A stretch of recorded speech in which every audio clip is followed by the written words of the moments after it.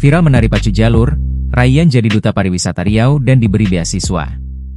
Senyum ceria menghiasi wajah Rayyan Arkandiha saat tiba di halaman kantor Gubernur Riau, Selasa, 8 Juli 2025.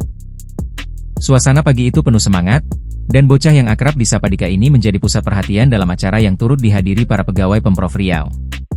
Siapa sangka, anak berusia 11 tahun itu kini berkesempatan berdiri di hadapan Gubernur Riau, Abdul Wahid, dan mendapat penghargaan yang tak disangka-sangka, dinobatkan sebagai Duta Pariwisata Riau.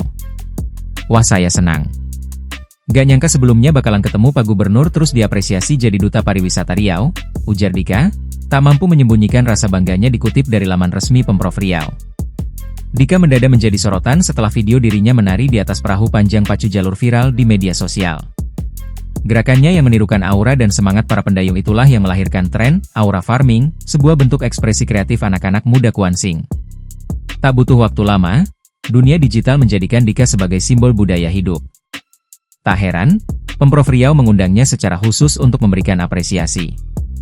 Sebagai bentuk penghargaan, Gubernur Abdul Wahid menobatkan Dika sebagai Duta Pariwisata Riau dan memberinya beasiswa pendidikan senilai 20 juta rupiah. Saya sudah jadi anak coki sejak umur 9 tahun.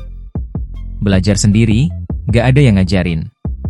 Susahnya itu jaga keseimbangan sambil nari. Perahu kan goyang terus, ujar Dika, sambil tersenyum malu-malu. Sering juga terjatuh ke sungai dari perahu, untung pandai berenang, tambahnya lagi.